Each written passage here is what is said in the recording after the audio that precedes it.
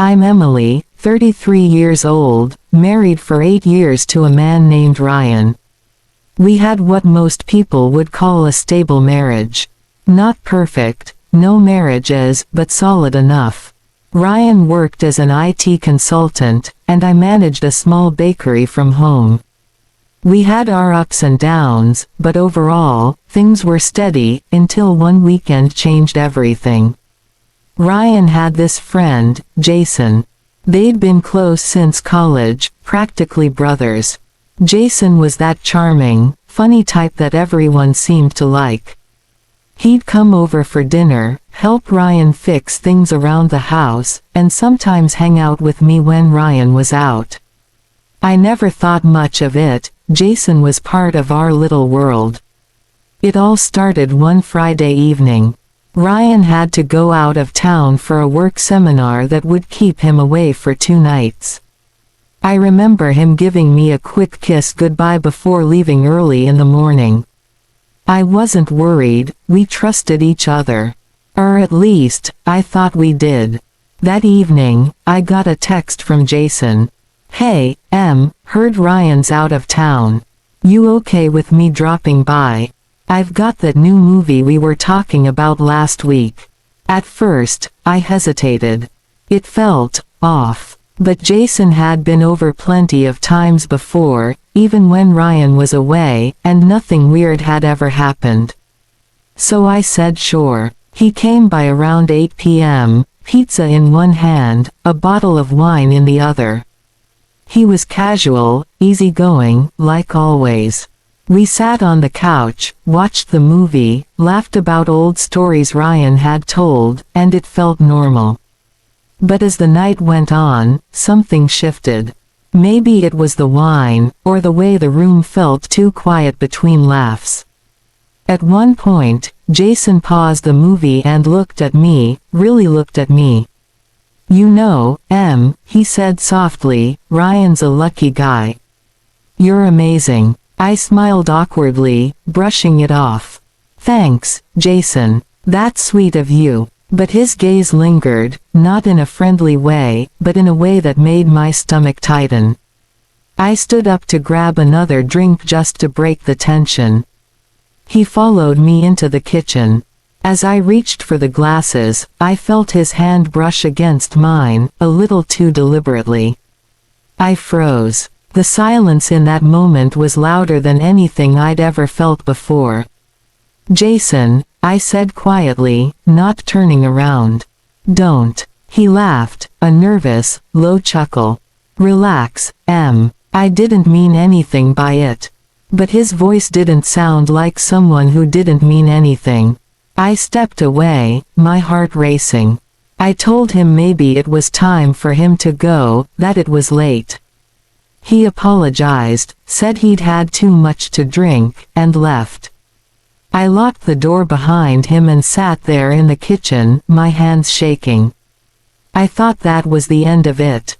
But I was wrong. The next morning, I woke up to a message from Jason.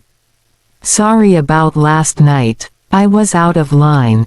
Can we talk?" Part of me wanted to ignore him, but another part, the part that hated awkwardness, replied, "It's fine. Let's just forget it." But forgetting wasn't that easy. The next few days, he kept texting. Nothing inappropriate, just friendly check-ins, jokes, memes, the usual. But I could feel something beneath it, something I didn't want to admit. When Ryan came home Sunday night, I didn't tell him. I convinced myself it wasn't worth the drama. Jason had crossed a line, yes, but it hadn't gone anywhere. I'd stopped it. But that silence, that choice not to tell Ryan, was the start of everything that came next. A week later, Jason came over again, this time, with Ryan home. The two of them were drinking beers, watching a football game, laughing like nothing ever happened. And there I was, in the kitchen, pretending everything was fine while my stomach twisted into knots. At one point, Jason came in to grab another drink. He leaned close and whispered, "Missed seeing you." I froze again. He smirked and walked out before I could say a word. I wanted to scream. I wanted to tell Ryan. But how could I explain that his best friend, his brother in everything but blood, was flirting with his wife behind his back? The guilt and anxiety started eating at me. Every time Jason came around, I avoided him. I started making excuses to leave the room, to not be part of their hangouts. But Ryan noticed. One night, he asked, "You okay? You've been weird around Jason lately." I lied. I said I was just tired, that work had been stressful. But Ryan wasn't stupid. Then came the night everything shattered. It was a Saturday, around 9 p.m. Ryan was working late again. I was sitting on the couch, scrolling through my phone, when I heard a knock at the door. It was Jason. He looked serious, not drunk, not joking. "We need to talk," he said. I told him it wasn't a good time, but he stepped inside anyway. "Please, just listen." He started apologizing, saying he couldn't stop thinking about me, that he knew it was wrong, but he couldn't help it. I told him to stop, that he was destroying everything. But before I could push him out, he kissed me. For a second, one horrible, weak second, I didn't pull away. Then I did. I shoved him back and yelled at him to leave.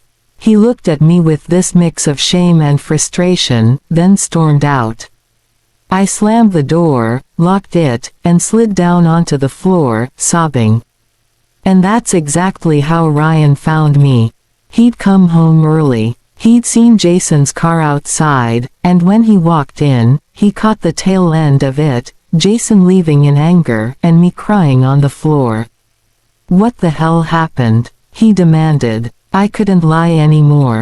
Everything spilled out, the texts, the looks, the kiss. I told him I'd stopped it, that nothing else had happened, that I never wanted it. But the damage was already done. Ryan was silent. Just silent. He packed a bag that night and left. The days after were unbearable. Jason tried calling, but I blocked him. Ryan didn't speak to me for weeks. When he finally did, it was only to say he'd filed for separation. I lost everything, not just my husband, but the life we built. All because of one night, one moment I didn't stop soon enough. Months later, I heard that Jason moved away. Ryan and I finalized the divorce. I tried to rebuild, therapy, work, anything to find myself again. But every time I think back, I wonder, was it Jason's fault for crossing the line, or mine for letting him get close enough to think he could? This story isn't about lust. It's about how betrayal doesn't always start with cheating. Sometimes, it starts with silence, with all the things you don't say when you should. So, if you're in a relationship, remember this: boundaries aren't just walls you put up for others, they're lines that protect you, your peace, and the trust you've built.